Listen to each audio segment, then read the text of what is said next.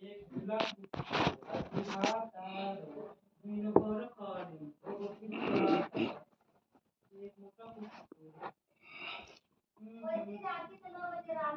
सर्ग। श्री राम द्वारा विश्वामित्र के यज्ञ की रक्षा तथा राक्षसों का संहार।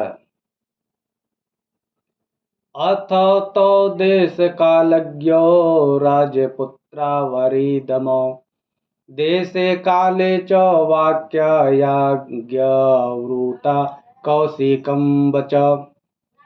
तदनंतर देश और काल को जानने वाले शत्रु दमन राजकुमार श्री राम और लक्ष्मण, जो देश और काल के अनुसार बोलने योग्य वचन के मर्मज्ञ थे, कौशिक मुनि से इस प्रकार बोले।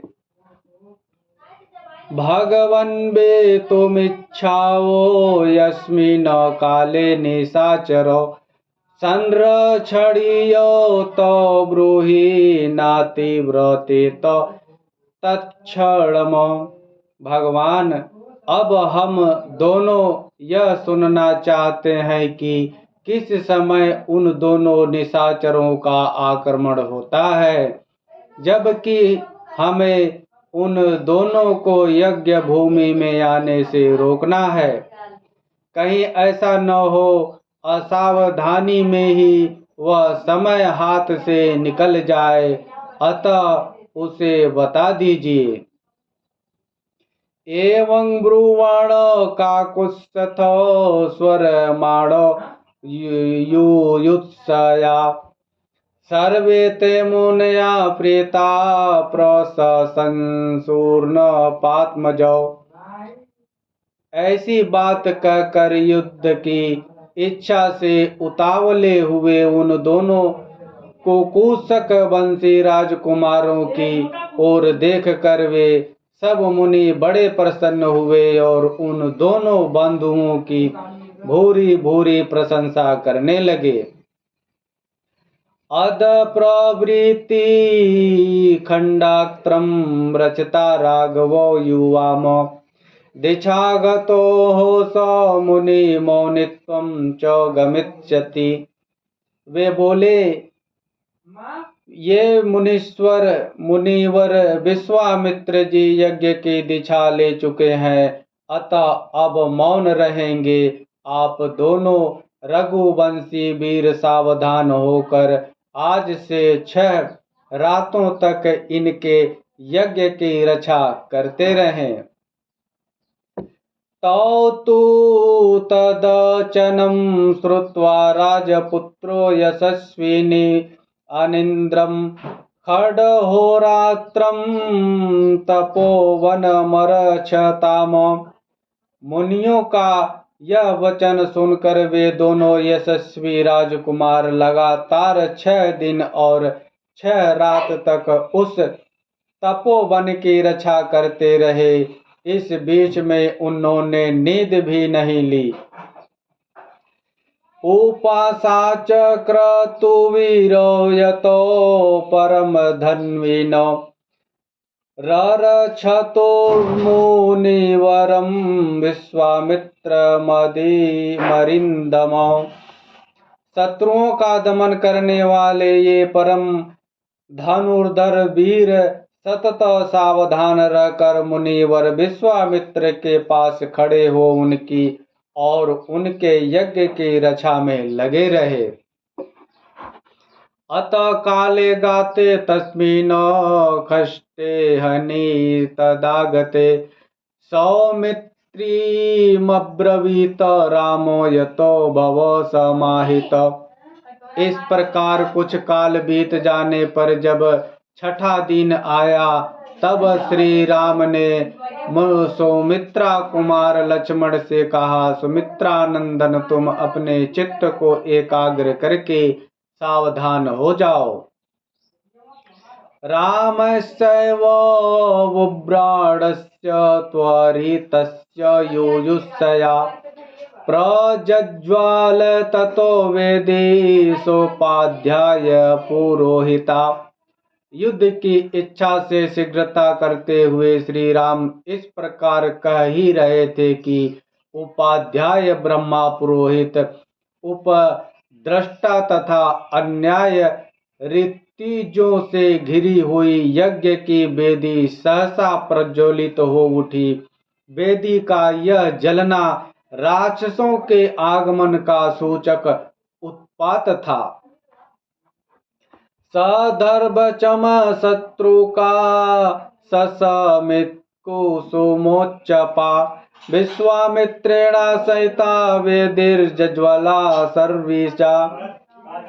इसके बाद कुश चमन शत्रु का स्मिदा और फूलों के ढेर से सुशोभित होने वाली विश्वामित्र तथा ऋत्विजों सहित जो यज्ञ की वेदी की उस पर आहवनीत अग्नि प्रज्वलित हुई।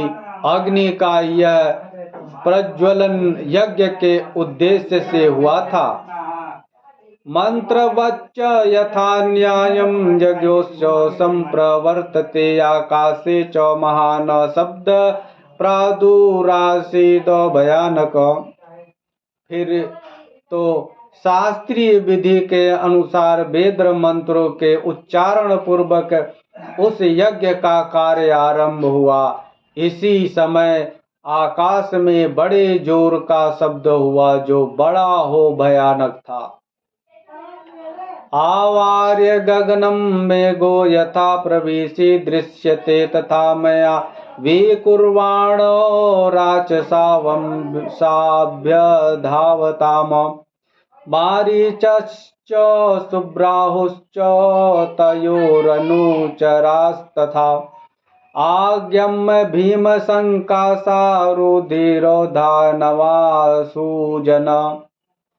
जैसे वर्षा काल में मेघों की घटा सारे आकाश को घेर कर छाई हुई दिखाई देती है, उसी प्रकार मारीच और सुबाहु नामक राक्षस सब ओर अपनी छाया फैलाते हुए यज्ञ मंडल की ओर दौड़े आ रहे थे। उनके अनुचर भी साथ थे। उन भयंकर राक्षसों ने वहां आकर रक्त की धाराएं बरसाना आरंभ की।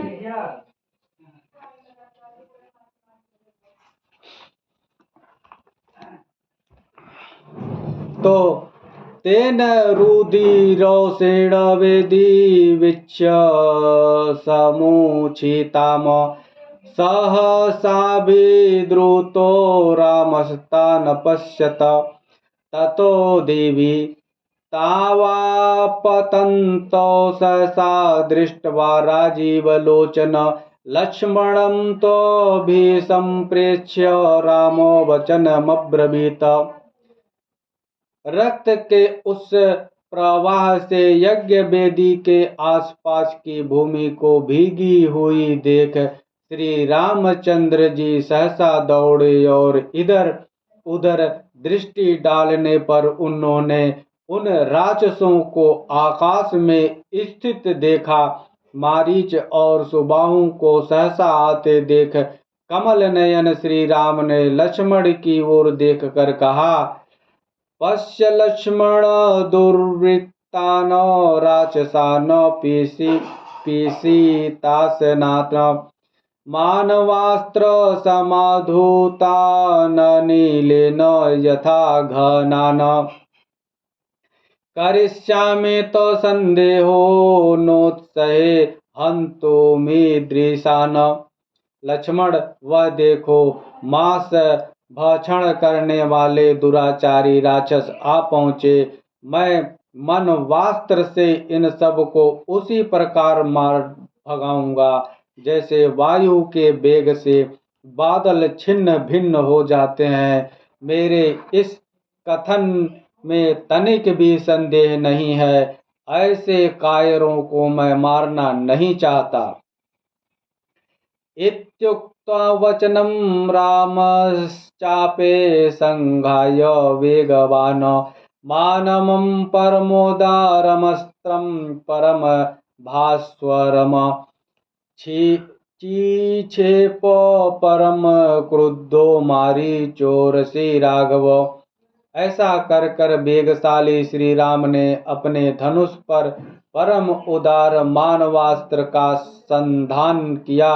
वह अस्त्र अत्यंत तेजस्वी था। श्री राम ने बड़े रोष में भरकर मारीच की छाती में उस बाण का प्रहार किया। सौतेन परमास्त्रेण मानवेन समाहत संपूर्ण योजनर्ष क्षिप्त सागर संपलेवे। उस उत्तम मानवास्त्र का गहरा आघात लगने से मारीच पूरे 100 योजन की दूरी पर समुद्र के जल में जा गिरा। विचेतनं विदुरुणन्तं शीतेषु बलपीडितं निरस्तं दृश्यमारीचं रामो लक्ष्मणमब्रवीत्। शीतेषु नामक मानवास्त्र से पीड़ित हो मारीच अचेत सा होकर चक्कर काटता हुआ दूर चला जा रहा है। यह देख श्री राम ने लक्ष्मण से कहा, पश्य लक्ष्मण शीतेषु मानवं मुनि संहितं मोहयित्वा नयत्येनं न च प्राणैर्विसृजते। लक्ष्मण देखो, मनु के द्वारा प्रयुक्त शीतेषु नामक मानवास्त्र इस राक्षस को मूर्छित करके दूर लिए जा रहा, किंतु उसके प्राण नहीं ले रहा है। ईमानपि वदिष्यामि निर्धीरान् दृष्टचारिण राक्षसान् पापकर्मस्तान् यज्ञस्नान रुधिरासनान्।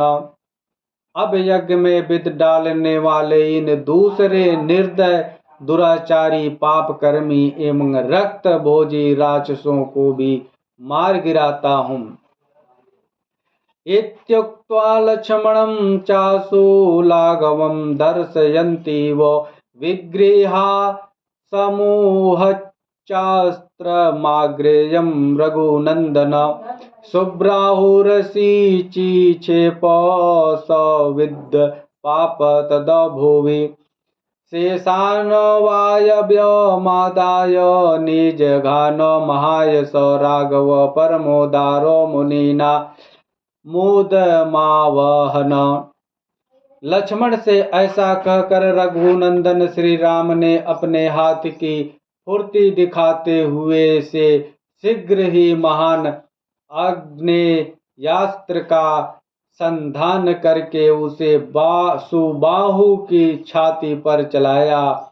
उसकी चोट लगते ही वह मरकर पृथ्वी पर गिर पड़ा।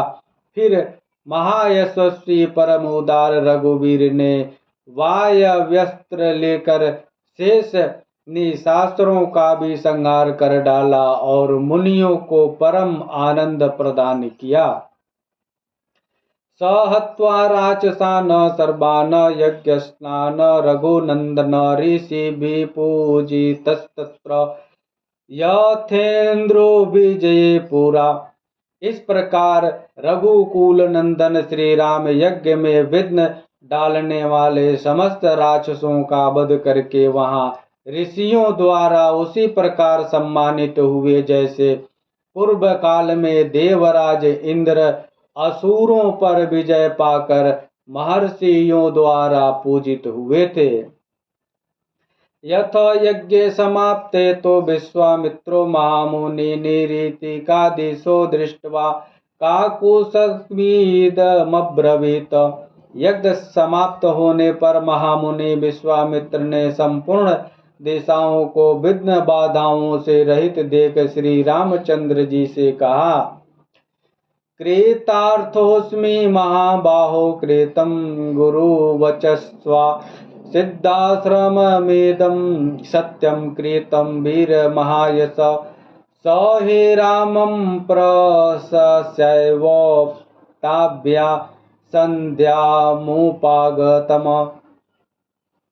महाबाहो, मैं तुम्हें पाकर कृतार्थ हो गया। तुमने गुरु की आज्ञा का पूर्ण रूप से पालन किया। महायशस्वी वीर, तुमने इस सिद्धाश्रम का नाम सार्थक कर दिया। इस प्रकार श्री रामचंद्र जी की प्रशंसा करके मुनि ने उन दोनों भाइयों के साथ संध्योपासना की।